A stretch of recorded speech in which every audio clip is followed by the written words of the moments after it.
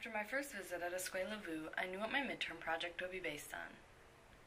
During my first visit, I was placed into a classroom to help supervise the second and third graders during their homework power hour, and the children misbehaved on the way up to the classroom.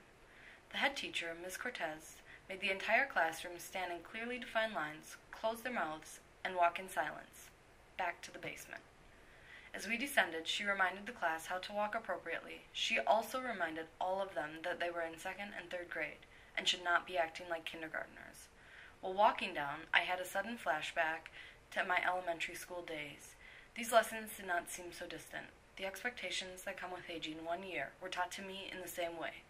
The discourse was familiar, but it was presented by interweaving English and Spanish. The roundabout nature of the staircase exacerbated the dizzying effect that changing languages had. In the basement, all of the students stood in line quietly and waited to go back up the stairs. On the way up, the students stopped at every landing to check for other people. The same speech was delivered in the multilingual whirlwind. Ms. Cortez described to me why she was so firm with the students, and it was because she wanted to give them clear expectations. And I thought that sounded like a firm idea. For my second visit, I was challenged to dig more deeply into my own cultural identity. I tutored one student and then stopped by the ESL classroom early. I had the opportunity to speak with Ms. Castillo, and I told her I was interested in investigating the differences and similarities between the school systems in Mexico and the United States.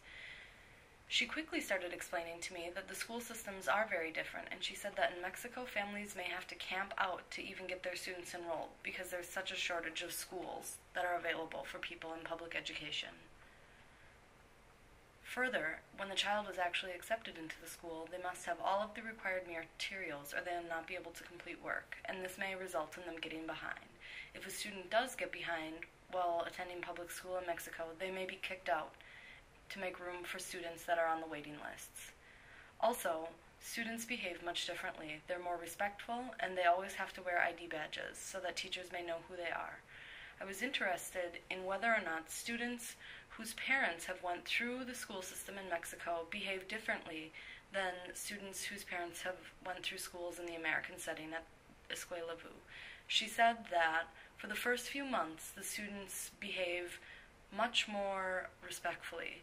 However, after the few months is over, they start acting just like all of the other students.